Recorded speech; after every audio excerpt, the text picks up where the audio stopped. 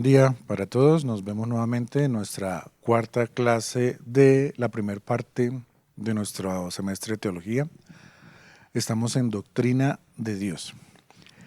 Presentemos primero nuestra clase a nuestro Señor, nuestro esfuerzo, el que hacen ustedes dedicando este tiempo a escucharnos, a leer, a concentrarse y a dedicarse a aprender un poquitico más de nuestro Señor, al esfuerzo que hacemos los que preparamos la clase para procurar un buen trabajo, un trabajo claro, pero que sobre todo sea nuestro Señor el que medie entre nosotros para que lo que les compartimos y lo que llega a sus corazones y sus mentes sea lo que nuestro Señor quiere para sus propósitos. Gracias, Señor. Gracias por lo que nos permites hacer. Sigamos entonces. Ya hemos visto la existencia de Dios, hemos visto los atributos incomunicables y los atributos comunicables de Dios, y vamos a ver ahora la Trinidad. La próxima clase, que es la última de esta primera parte, es revelación de Dios. Trinidad.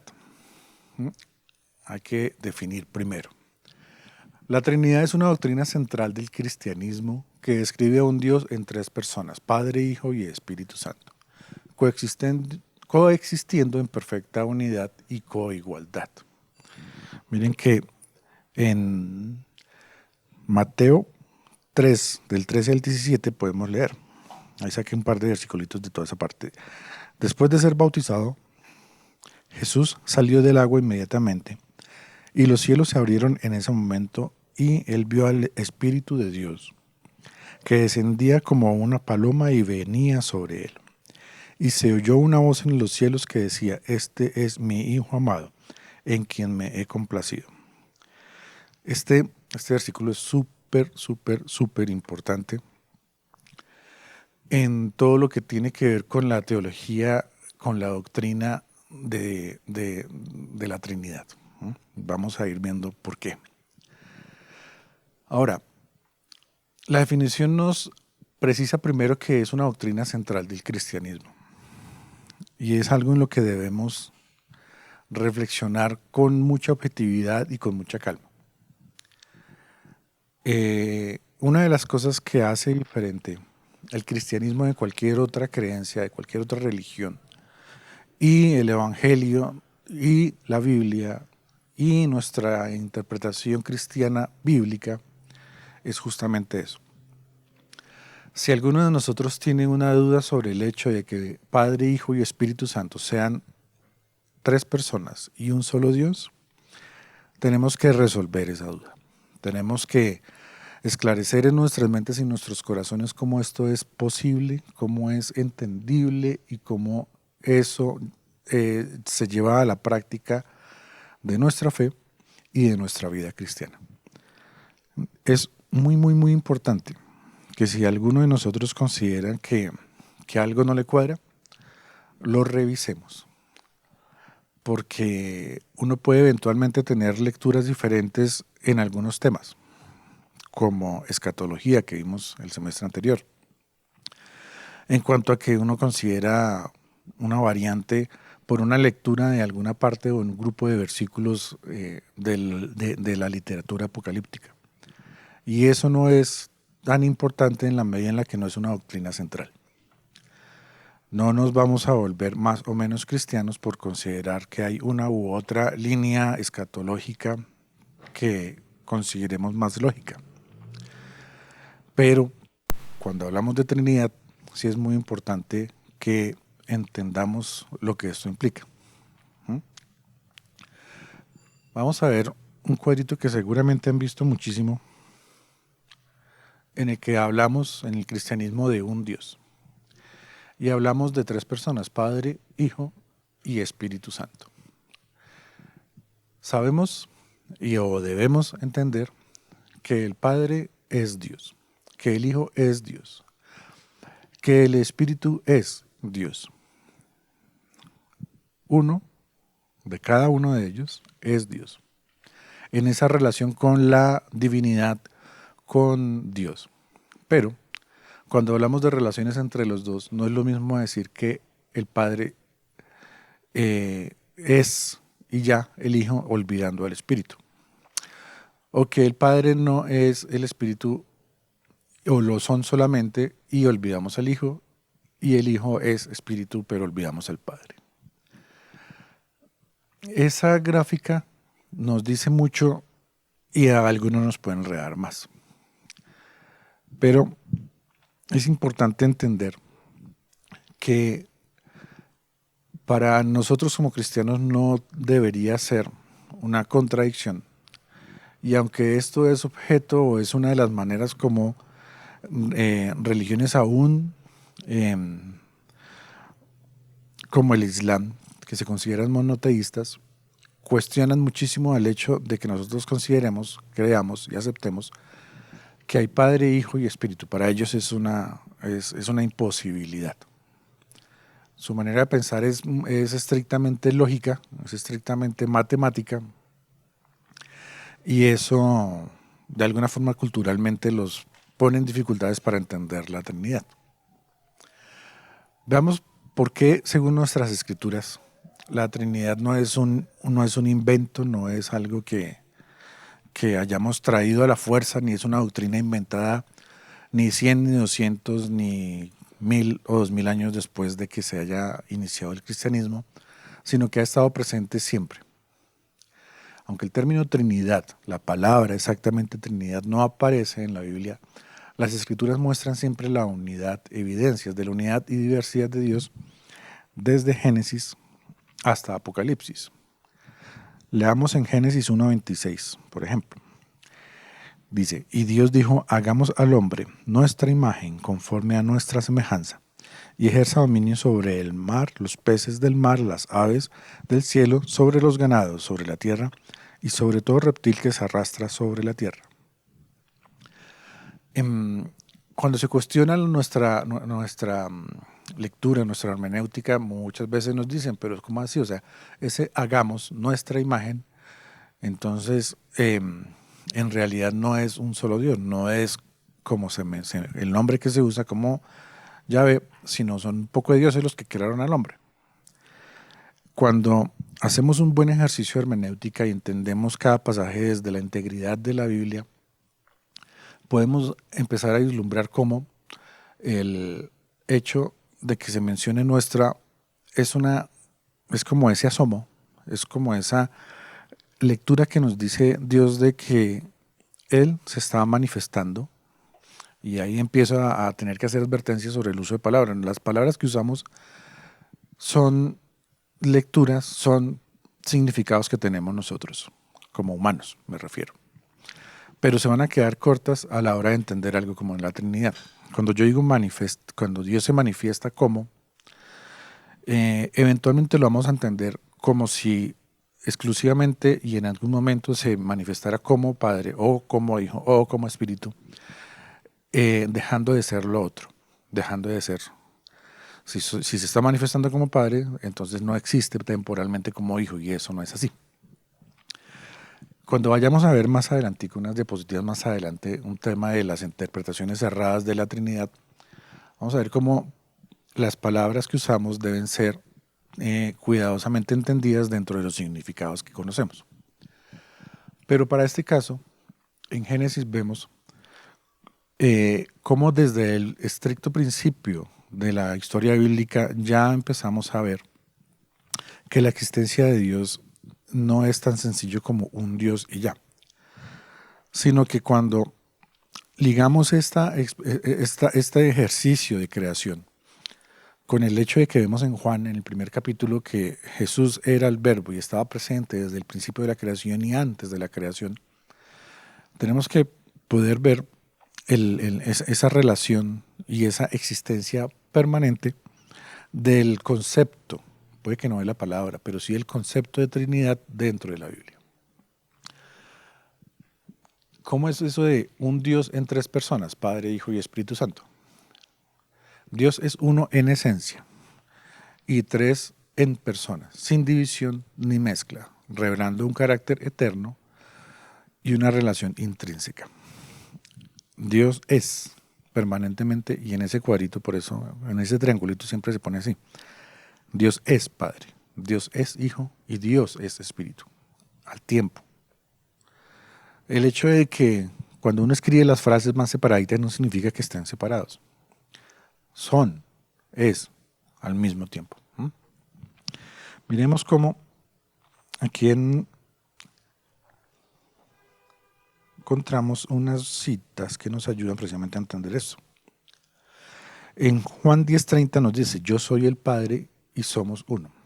Aquí está hablando Jesús y pone muy claramente, o sea, hay cosas que eventualmente requieren lectura, requieren interpretación, y hay otras que están tan claras que esa interpretación y esa hermenéutica lo que hace es ayudarnos a entender cómo esto es un engranaje completo. Por eso se llama teología sistemática. Jesús lo manifiesta explícitamente. Incluso este versículo nos ayuda a explicar cuando a veces nos dicen, pero Jesús nunca dijo ser Dios, dijo yo soy Dios. Pues caramba, cuando dice yo soy el Padre, yo y el Padre somos uno. O sea, ¿qué más está diciendo? No se necesita demasiada gramática ni cosas raras para entender que esa afirmación está exponiendo por sí mismo a Jesús como Dios. Pues por algo, cuando los judíos más estrictos y más legalistas de su momento escuchaban frases como estas, no tenían que hacer preguntas de confirmación, no tenían que decir, Jesús, ¿tú estás diciendo tal cosa? No, ellos de inmediato lo juzgaban, gritaban, erigía, agarraban piedras para lapidarlo, porque no necesitaban interpretación. En su momento, los judíos entendían que cuando Jesús decía yo soy Dios, de una, está diciendo yo y el Padre somos uno, él está diciendo yo soy Dios. Vemos también en 2 Corintios 13:14 que dice, la gracia del Señor Jesucristo, el amor de Dios y la comunión del Espíritu Santo sean con todos ustedes. Fíjense cómo no es esto para nada fruto de un concilio, no es esto para nada fruto de una reunión que hubiesen tenido los apóstoles o los discípulos de los apóstoles años o décadas o siglos después para que en algún documento quedara expreso que había una Trinidad. Aquí en la carta de Corintios ya estamos escuchando cómo se mencionan al Señor Jesucristo, a Dios y al Espíritu como una comunidad, como una comunión, y que esa comunión nos acompaña como cristianos. Entonces, este concepto está radicalmente expresado en la Biblia. Muy claro, más claro obviamente en el Nuevo Testamento, pero presente en toda la Biblia. Veamos ahora, ¿cuáles son los roles de las personas de la Trinidad? Y ojo, nuevamente, el hecho de que uno diga roles no significa que son separaciones. El Padre planifica, el Hijo redime y el Espíritu Santo santifica, trabajando en armonía perfecta para cumplir el propósito, un solo propósito divino. Este versículo que nos ayuda a leer esto, a entenderlo, es muy clave. Está en Efesios 1, del 13 al 14, y las palabras las pongo ahí resaltaditas con muchísima intención. Este capítulo todito se llama Beneficios de la Redención. Y Pablo nos dice, Dios nos escogió en Cristo antes de la fundación del mundo, y en Él tenemos redención mediante su sangre.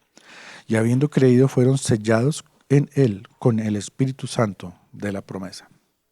Fíjense, nuevamente están en un mismo pasaje bíblico expresadas las tres personas de la Trinidad. Dios como quien nos escoge, como quien planea, como quien establece cómo va a desarrollarse toda la creación. Está Jesús como el sujeto de esta Trinidad que nos redime con su sangre y con su sacrificio. Y está el Espíritu que con su sello, que es una palabra que podemos entender como ese acompañamiento, como con esa bendición, con esa permanencia de Dios en nuestras vidas, como cumplimiento de una promesa que resulta del sacrificio, que resulta de la planeación de Dios. Entonces, nuevamente está ahí súper presente, la Trinidad en el Nuevo Testamento. Ahora, eventualmente podemos, los podemos usar, no está mal que los usemos, ejemplos para explicar un poco la Trinidad, pero siempre tienen que estar en nuestra mente, entendiéndose que nuestras explicaciones se quedan cortas. No hace mucho leía que una manera como explicamos este pasaje, esta afirmación, es como si pudiéramos decir que tenemos al Padre mirando hacia arriba. Cuando miramos hacia arriba está nuestro Padre. Que cuando miramos alrededor, a nuestro lado, tenemos a Jesús acompañándonos en el camino. Y tenemos por dentro el Espíritu, que es el que nos sella, que es cuya existencia afirma que tenemos a Dios en nosotros. Entonces fíjese que es otra manera de decirlo. Nuestro Señor arriba, Jesucristo al lado y el Espíritu por dentro de nosotros. Miremos cómo es la relación entre el Padre, el Hijo y el Espíritu Santo. La Trinidad demuestra una comunión eterna y amorosa, siendo un modelo perfecto de unidad y relación. Ojo, es un modelo que tiene un nivel de perfección que el humano no puede entender. Para nosotros, nuestro propio cuerpo material tiene elementos como un sistema nervioso, como un sistema circulatorio, como un sistema digestivo que sabemos y los podemos entender muy individualmente, que forman parte de unidad que funciona perfectamente. Y hay quienes dicen, ese es un ejemplo de cómo es la Trinidad, y sin embargo vuelve y se queda corto. Porque el sistema nervioso, el sistema digestivo, el muscular y cualquier otro, de una u otra forma son una sustancia diferente. Y el término de sustancia nos aleja de la definición o de la comprensión más adecuada de la Trinidad, porque sustancia diferente implica que no son lo mismo. Un átomo de algo no es lo mismo, no es el mismo que un átomo de otra cosa, para nuestro alcance material. Pero en términos de Trinidad, algo sí es algo, aunque lo veamos separados, ¿cierto? Sustancia, manifestación, son dos palabritas que tengan en cuenta. Miremos en Efesios 1, del 3 al 14, que tomo algunos pedacitos. Perdón. Relación. En Juan 17, 24 podemos ver, para entender un poco mejor esto, cuando nos dicen o podemos leer, Padre, está orando Jesús. Quiero que los que me has dado estén también conmigo, donde yo estoy, para que vean mi gloria, la gloria que me has dado, porque me has amado desde la fundación del mundo. Juan insiste muchísimo en explicarnos esa unidad entre Jesús y Dios. Desde su primer capítulo, lo decíamos, expresa el hecho de que cuando Dios glorifica al Hijo, se está glorificando también a sí mismo. Y Jesús se lo comparte, se lo expresa a sus discípulos cuando en esta oración le está pidiendo al Padre que esos escogidos que Él hizo, que esas personas que escogió para publicar, para compartir, para llevar su palabra al mundo, tuvieran también esa bendición y esa glorificación que Él estaba teniendo. Y esto implica muchísimas cosas. Cuando decimos que somos sellados por el Espíritu, estamos compartiendo también esa gloria y esa bendición. El sacrificio que hace Jesús se replica y beneficia y nos bendice a nosotros a través de el otro elemento de la otra persona de esta Trinidad, cuando Jesús le pide al Padre que bendiga a quienes lo reciben y posteriormente deja al Espíritu como guía y como acompañamiento para esos mismos discípulos.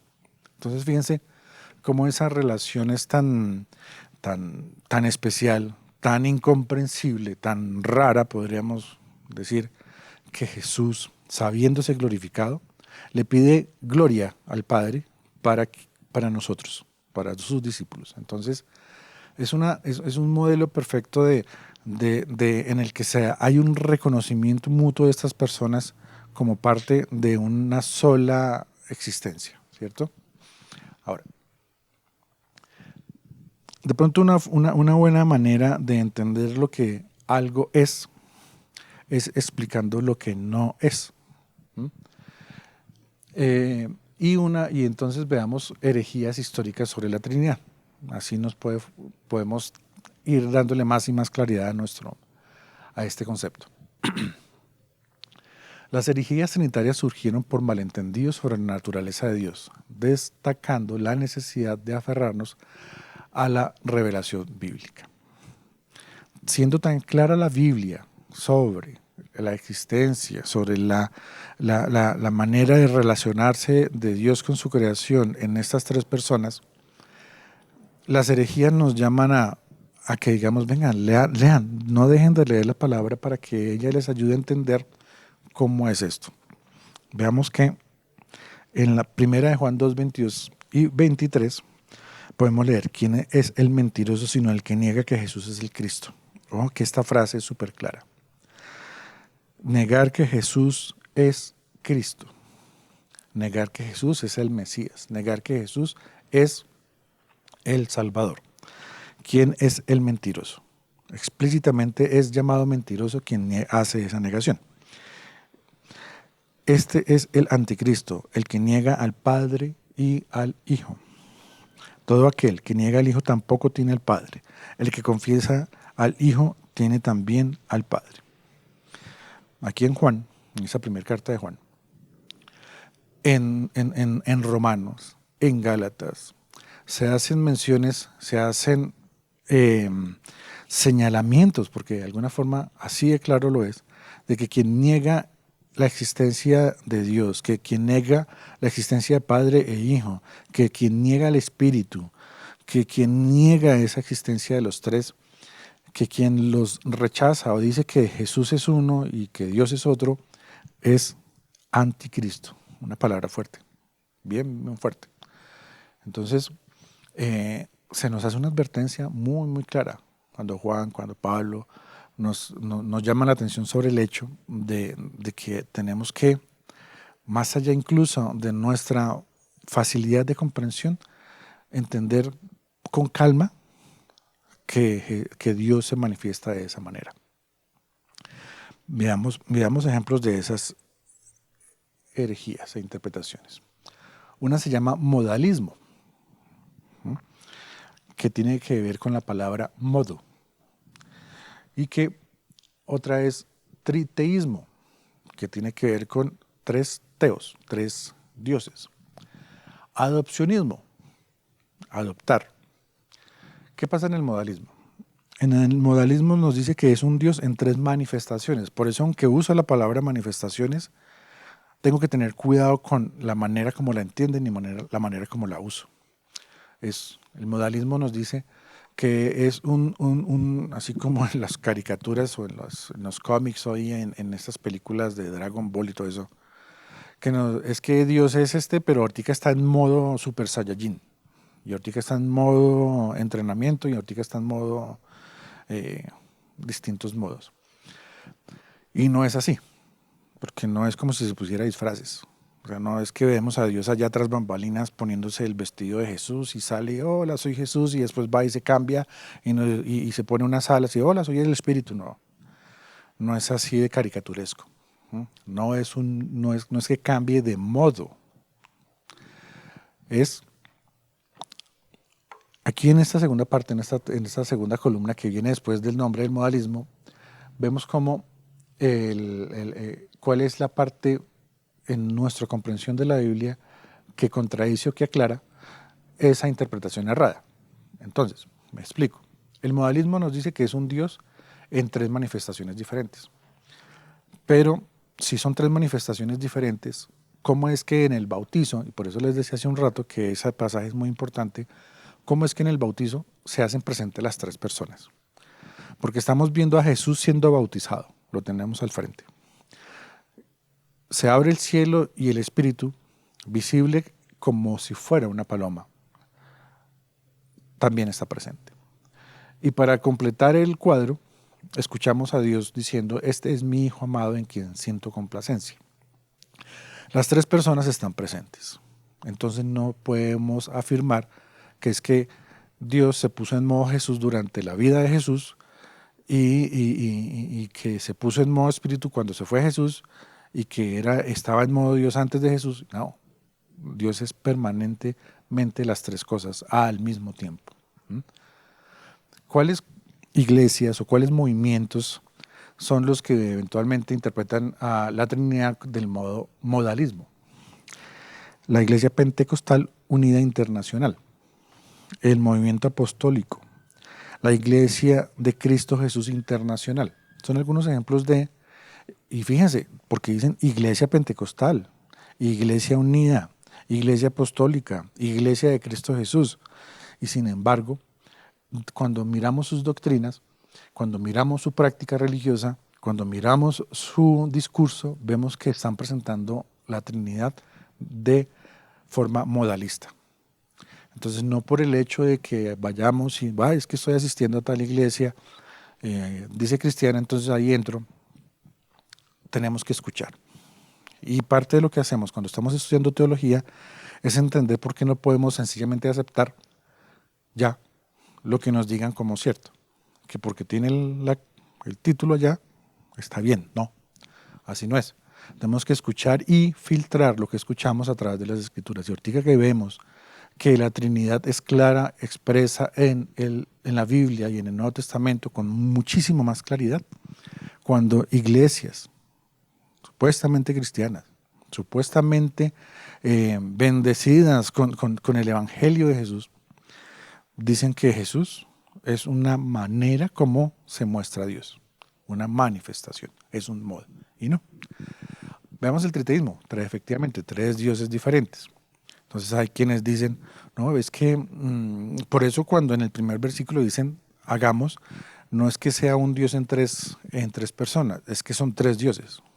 Y con esa sola frasita nos tumban todo lo que hayamos estudiado teología.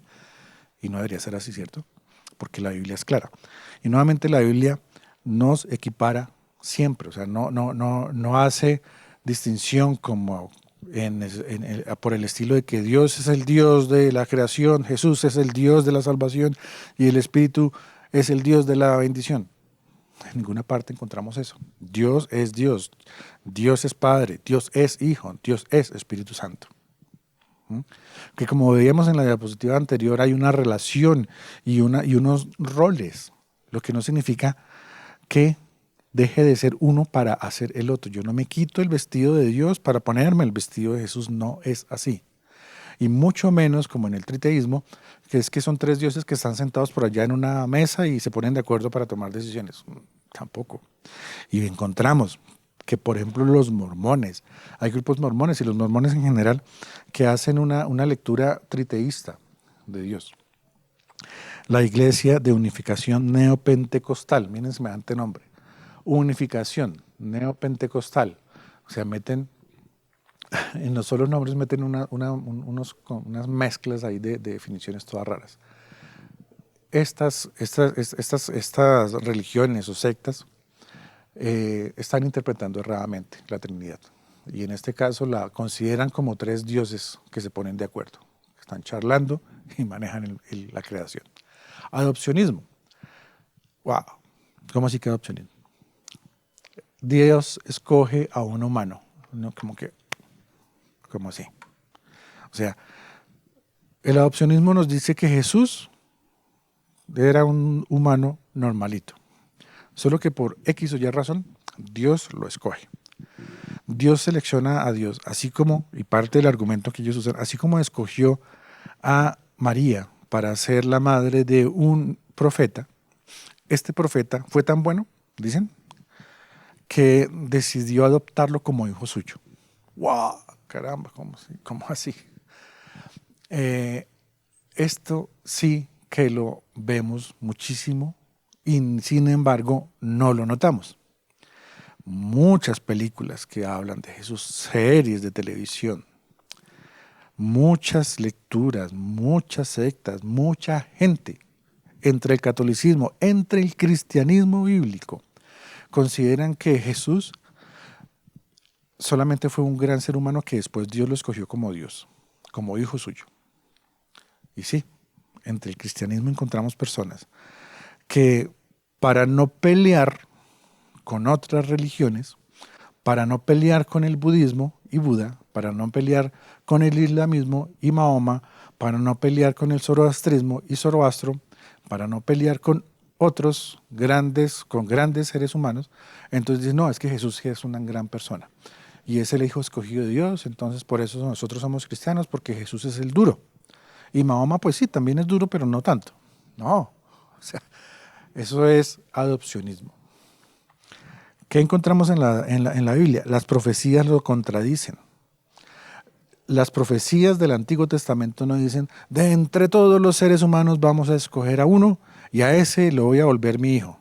No, las profecías se dice, el Hijo de Dios vendrá, el Mesías llegará, ¿cierto? No están hablando nada de escoger, están hablando de enviar. No es lo mismo. Y mucho cuidado con esas palabras porque son súper claras. La Biblia es clara en todo lo contrario. ¿Dónde encontramos esto? Los testigos de Jehová, sí, señores, por ejemplo. El unitarismo. Hay algo que se llama ciencia cristiana, que es, como les digo, en ese afán, porque es que ese afán de conciliar para no pelear, en ese afán no, yo no voy a pelear contigo por temas de religión. No, es que no se trata de pelear. Tú expresas tu verdad y el otro verá si quiere pelear contra esa verdad o no. Nosotros no peleamos. La verdad se manifiesta y ya. Pero ojo, que testigos de Jehová y ciencia, entonces no, conciliemos, miremos a ver cómo hacemos para conciliar ciencia con fe. Y eso podemos hacer diciendo que es que Jesús no era divino desde el principio, sino que fue escogido. No. Veamos otras tres. Subordinación, partialismo y arrianismo. El arrianismo nos suena más viejito, ¿no? Y sin embargo todos han funcionado siempre. Desde que se empezó a hablar del concepto de Trinidad, de cuando en cuando han habido personas que dicen, y si pasa esto, y si lo leemos así, y si lo interpretamos así. La subordinación dice, el Padre es superior al Hijo y el Hijo es superior al Espíritu Santo. Y a su vez el Padre obviamente es superior al Hijo y al Espíritu. Uy, ¿cómo así? Básicamente lo que nos dicen es que, contradiciendo, y aquí lo vemos de una vez, la Biblia lo pone siempre en el mismo nivel. Lo que nos dice es nuevamente que Dios escoge, o que Jesús, siendo creación divina, en ese sentido ya no es un ser humano escogido, sino es creación, pero creación está subordinado al Padre.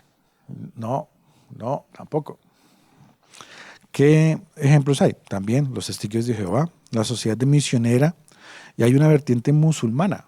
O sea, incluso encontramos también que hay musulmanes que dicen, no, yo no quiero pelear con los cristianos, yo no quiero pelear con los judíos. Sí, hay un Dios que es superior, entonces Alá es superior y Jesús está como en la mitad entre los profetas y Dios, y etcétera. Entonces empiezan a hacer jugadas intelectuales para tratar de explicar algo y todo con el propósito de conciliar. El parcialismo. Son tres fracciones de Dios. Caramba, ¿cómo así? O sea, entre todo esto, no, lo que pasa es que Dios o sea, como que hay una cosa muy grande que es Dios y una parte de Dios está afuera del mundo, afuera de la creación. Hay otra parte que está alrededor y hay otra parte que está por dentro, pero parte.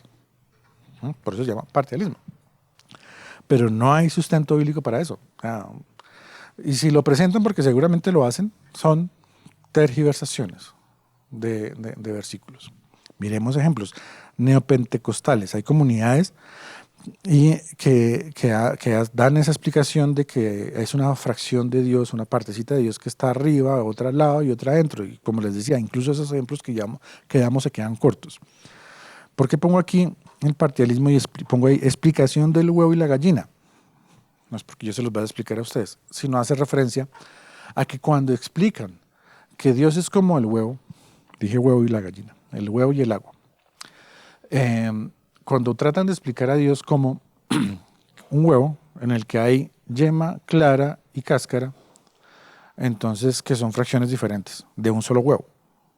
Entonces, sí, pilla, es fácil de entender, es que es un huevo, la yema, la clara y la cáscara, pero no, maestros, esos son tres sustancias diferentes. Entonces no nos sirve. Como explicación se queda corta, como explicación entre comillas es medianamente aceptable, pero no es la explicación completa. O el agua, y esto nos sirve para parte o para modo. Cuando el agua la encontramos en su estado natural, decimos, no, el agua está líquida. Cuando la ponemos a hervir, entonces empieza a ebullir y hasta que se empieza a convertir en vapor. Entonces esa también es agua, pero está en modo hirviendo. Y también podemos encontrar que si congelamos el agua, entonces va a estar congelada.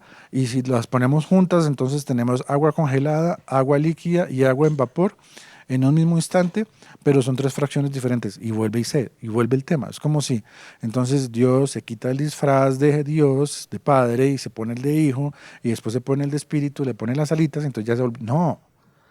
No, porque siguen siendo sustancias diferentes y no es sustancias diferentes, son cosustanciales, es una sola sustancia.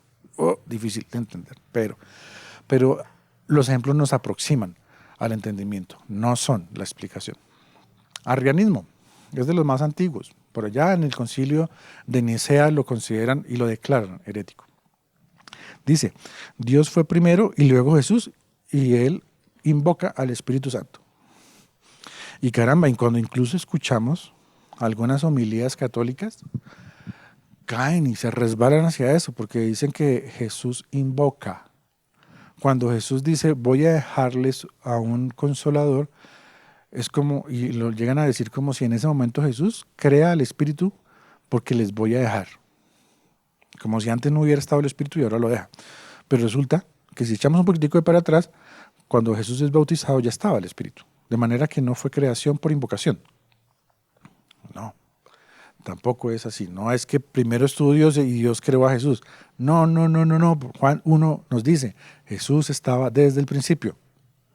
Ahí estaba, al lado, con Dios, en Dios, siendo uno con Dios. ¿Cierto? Ahí estaban, todos estaban presentes.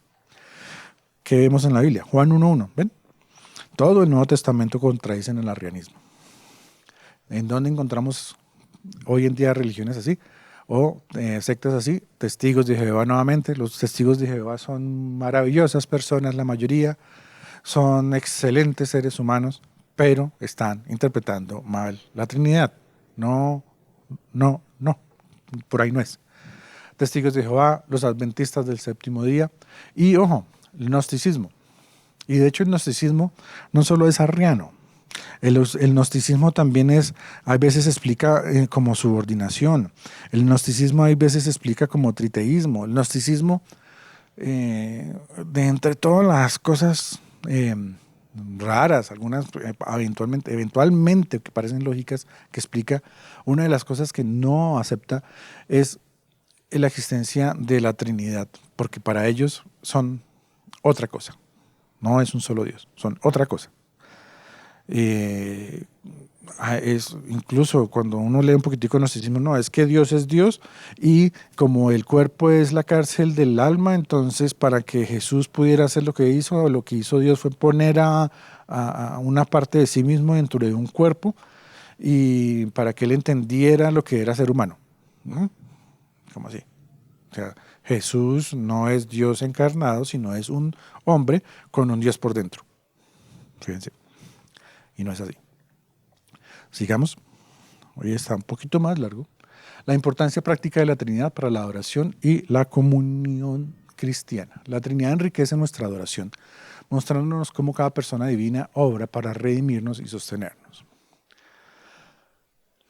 Hace un ratico hablábamos de que Dios planeó, Cristo nos salvó y el Espíritu nos acompaña, nos bendice, nos sella. En esa aproximación de explicación, la importancia en la práctica de la Trinidad nos lleva a ver cómo somos redimidos y cómo nos sostenemos, fíjense, redimidos con uno, sostenidos con el otro, dentro de nuestra práctica cristiana. Miremos de dónde sacamos eso, caray. Segunda de Corintios 13:14, la gracia del Señor Jesucristo, el amor de Dios y la comunión del Espíritu Santo sean con todos ustedes. Es una bendición que está impartiendo el apóstol. Y los menciona a los tres. la gracia del Señor, el amor de Dios, la comunión del Espíritu Santo, los tres mencionados al tiempo, haciendo entre comillas algo diferente cada uno, pero para que nosotros lo veamos con mayor facilidad y lo entendamos. Lo que no significa que dejen de ser uno, modo, o que el uno dependa del otro como jerarquía. Discusión. Llegamos a las tres últimas diapositivas. Discusión. ¿Cómo explicar la Trinidad de manera comprensible en el evangelismo? Esto es un reto grandote. ¿Cómo le vamos a hacer para explicar en nuestra casa, a nuestros hijos, a nuestra familia y de pronto y en especial a aquellas personas que no son cristianas o que tienen sus dificultades para entender el cristianismo, que la explicación, que la Trinidad es comprensible? ¿Cierto? Buen reto. Aunque la Trinidad es un misterio, palabra un poco más católica, ilustraciones prácticas pueden ayudar a comunicar su esencia sin comprometer la doctrina, ¿cierto? Recuerdan que les decía, los ejemplos nos sirven, pero no son. El decir yema, clara y huevo, medianamente sirve, y sin embargo es uno de los ejemplos allá más bajitos que hay. Decir el agua congelada, líquida y en vapor, sirve, pero tampoco es. Cuando yo mismo digo, Dios está encima, Jesús está al lado y el Espíritu está por dentro, también puede interpretarse como una partición, y no lo es. Todos los ejemplos son eso, ejemplos, no son la definición. Miremos qué encontramos para ayudarnos cuando estemos haciendo la tarea de discutir con nuestras familias o con nuestro compañero de trabajo en la oficina, cómo explicarle mejor la Trinidad. Hay un pasaje en Isaías 55:9 que dice, porque como los cielos son más altos que la tierra, así mis caminos son más altos que sus caminos, y mis pensamientos más que sus pensamientos. Nos dice este pasaje que no lo vamos a poder entender, no completamente.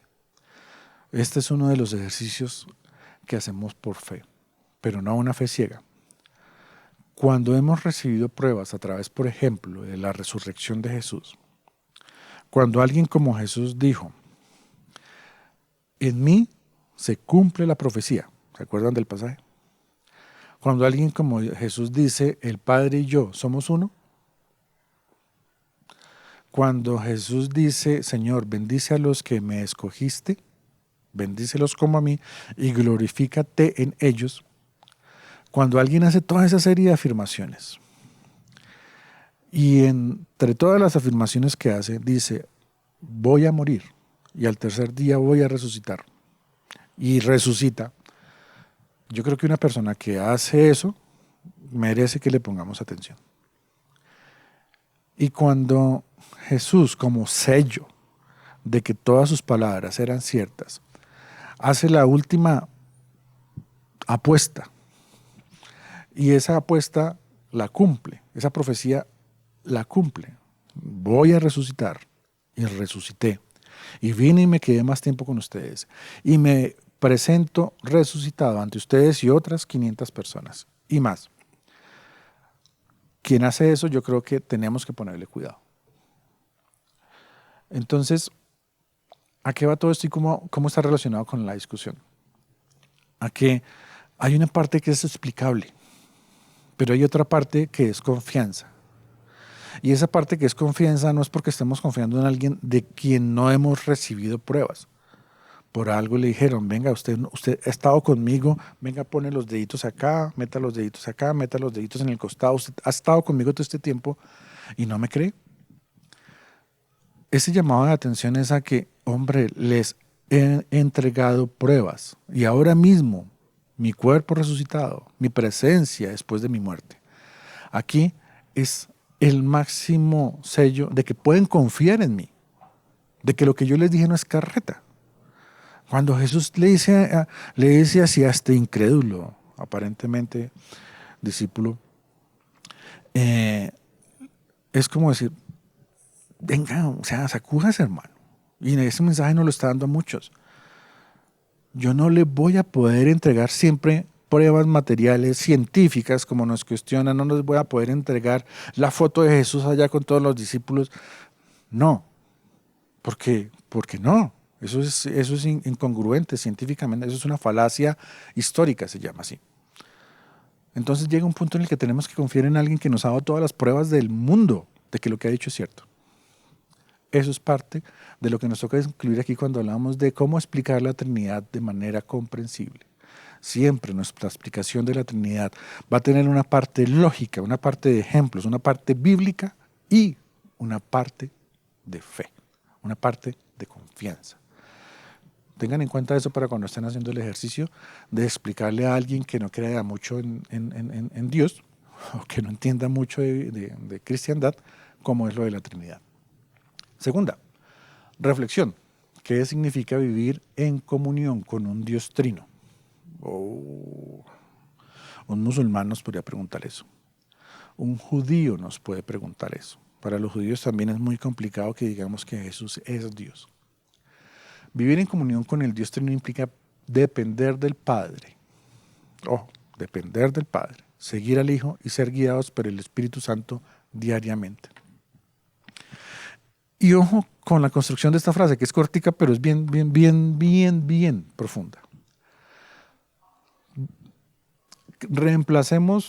Tomemos la primera parte, vivir en comunión, tomemos la última parte para ser guiados diariamente y cojamos todo lo que dice Dios, Hijo y Espíritu como una sola cosa. Vivir en comunión con Dios para ser guiados diariamente. Pero ¿qué pasa con la segunda parte de esta construcción gramatical? Que esta construcción gramatical involucra a un Dios que nos escoge, nos crea, nos guía, nos planeó, nos puso en el mundo planeadamente, de manera intencional, que nos envía a su Hijo para salvarnos, para lograr abrir el camino que nosotros mismos rompimos entre nosotros y Dios y pone a Jesús como puente. ¿Se acuerdan de Nuevos Tiempos y de Vida Nueva? Pone a Jesús como puente. Y para terminar de ayudarnos, porque somos calabazas, entonces nos pone el Espíritu Santo a que nos acompañe diariamente. Incluso este tipo de reflexiones son parte de lo que nos ayuda a recordar la importancia que tiene el Espíritu y que a veces algunos olvidamos.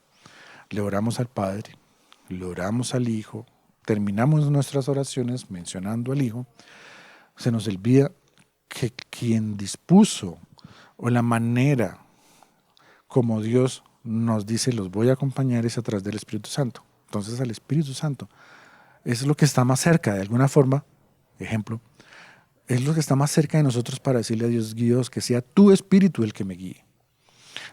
Tu Hijo se sacrificó para que tú nos aceptaras, para que Él cubriera nuestros pecados, para que Él pagara por nuestros pecados.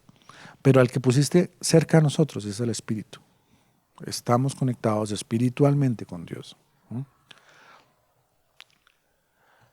Wow. Miren todo lo que dice acá. En Romanos 8, el 15 al 17. Pues ustedes no han recibido un espíritu de esclavitud para volver otra vez al temor, sino que han recibido un espíritu de adopción como hijos, por el cual clamamos Abba, Padre. Acordémonos, Abba es la manera más cariñosa o cercana de hablarle a nuestro Señor. El Espíritu mismo da testimonio a nuestro espíritu, el Espíritu de Dios le da testimonio a nuestro espíritu de que somos hijos de Dios. Y si somos hijos, somos también herederos. Herederos de Dios y coherederos con Cristo. ¿Por qué todo esto en esta diapositiva? ¿Cómo significa vivir con un Dios trino? Porque todo esto es lo que sucede en nosotros. Dios pone en nosotros no un espíritu de esclavitud, no nos pone un espíritu de temor. Lo dice acá, se lo dijo por allá a Josué, se lo dijo a varios en el Antiguo Testamento, de que su espíritu es un espíritu de confianza, es un espíritu de ponernos en manos de nuestro Señor, porque sus caminos son mejores, más elevados que los nuestros, de manera que podemos con confianza entregarnos a ellos, porque además nos da como prueba de ese amor y de esos buenos planes, nos da a su Hijo para que volvamos al camino y nos hace acompañar del Espíritu. Todo esto es lo que implica vivir bajo el amor, bajo la bendición de un Dios trino. Y vamos a la última. Aplicación. ¿Cómo debe la Trinidad moldear nuestra vida de oración y comunidad? Les estaba dando una pista ahorita. No oramos a Dios como Padre, no oramos a Dios solo como Hijo, no oramos, sino que también oramos al Espíritu como Espíritu de Dios en nosotros, como conexión, como esa comunión que hay entre, y ahorita lo estábamos leyendo, entre el Espíritu de Dios y nuestro Espíritu. La Trinidad nos enseña a orar al Padre en el nombre del Hijo por el poder del Espíritu. 3 declaraciones, si quieren ponerle ese nombre, que deberían estar presentes siempre en nuestras oraciones y a cultivar relaciones basadas en ese amor y unidad. Miren que hasta nos aparece la palabra unidad, porque hasta en ese sentido Dios nos da ejemplo de un trabajo, por decirlo así, en equipo. Cuando Dios nos dice, ámense los unos a los otros, nos puede estar haciendo un llamado a, venga, miren la relación que tengo yo de Trinidad, en la que estamos absolutamente unidos, en el mismo quehacer, en la misma intención, en la misma planeación, en la misma salvación, en la misma bendición y acompañamiento. Asimismo, ustedes deberían, porque yo les doy ejemplo, de trabajar con mismos propósitos, con el mismo sacrificio, en amor, con ese amor sacrificial y con ese acompañamiento permanente. Miren que esas 3 personas deberían estar reflejadas, esos roles también deben estar reflejados en nuestra vida cristiana. El versículo que nos ayuda con este tema de aplicación es Efesios 4, del 4 al 6. Y escojo el 5 para compartirlo. Más bien sean bondadosos y compasivos unos con otros, y perdónense mutuamente, así como Dios los perdonó a ustedes en Cristo. Lean un par de veces esta diapositiva. La Trinidad nos enseña a orar al Padre en el nombre del Hijo y por el poder del Espíritu, a cultivar relaciones basadas en amor y unidad, así como la Trinidad es una. Así como la Trinidad manifiesta su amor creándonos, así deben ser nuestras relaciones con nuestros padres, con nuestros compañeros, con nuestros hijos, que van a recibir de parte nuestra nuestras enseñanzas, nuestros consejos, como si fueran el Espíritu Santo. Fíjense que por todos lados volvemos a encontrar en nuestra vida cristiana también manifestaciones trinitarias del amor. El amor que crea nuestros grupos, el amor que crea nuestras familias, el amor que planea guiarlos y ser sus líderes, el amor que se sacrifica por ellos, el amor del hombre y de la mujer que están dispuestos a hacer lo necesario para que sus hijos tengan un buen futuro, un buen presente y sobre todo la presencia de Dios en sus vidas. Y el amor del Espíritu que en los consejos que entrega, en las bendiciones que da, en ese permanecer diario, en ese permanecer de estar ahí para los hijos, ahí también se presente. Caramba, estamos viendo la Trinidad de nuestras relaciones de familia. Esa también es una manera de explicar la Trinidad, ¿cierto? Entonces, están los 3 retos. ¿Cómo explicamos la Trinidad? ¿Cómo hacemos para vivir una comunión con un Dios que es trino? Y cómo moldea la Trinidad nuestra vida de oración y comunidad. Les di un ejemplo en esa relación trina de lo que implica ser padre o madre de familia, de ser familia. Entonces, en las preguntas abiertas, ya lo han estado viendo, les vamos a pedir que nos compartan el resultado de estos ejercicios. Les dejamos 5 preguntas que son de selección, que es como para ver si estuvimos atentos a la clase. Pero les dejamos 3 preguntas abiertas porque de alguna forma es a lo que este semestre queremos llamarlos. A que hagamos una reflexión de cómo todo lo que estamos aprendiendo en teología nos sirve para compartirlo, para explicarle a otras personas lo que somos como cristianos, lo que sabemos como cristianos y lo que comparte Dios en la Biblia para nosotros como cristianos. En segunda medida, en lo que tenemos que reflexionar hacia adentro. Caramba, ¿yo cómo manejo mi relación con un Dios que es 3 personas? Y al principio les decía, si tenemos problemas con la comprensión de la Trinidad, hablemoslo, leámoslo, busquémoslo en la Biblia, busquemos explicación o confianza en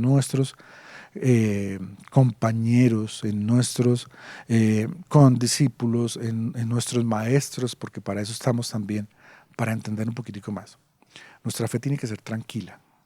La manera como nos relacionamos con Dios debe ser una relación de tranquilidad, en la que confiamos en que si Él nos dijo, yo soy tres, es porque es tres. No seamos condescendientes. No, es que los cristianos dicen que Dios es trino, entonces ya dejémoslo así. No voy a pensar al respecto. No me voy a quemar las neuronas. Sí, nos toca quemar una que otra neurona pensando y entendiendo todas las cosas, no solo esto de la Trinidad, los atributos incomunicables, ¿por qué no nos puede comunicar todos?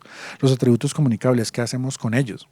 ¿Cómo es la definición de Dios? Todo lo que estamos aprendiendo, no solo este semestre, sino todos los semestres de teología y de los cursos anteriores. Y finalmente, ¿cómo lo aplicamos?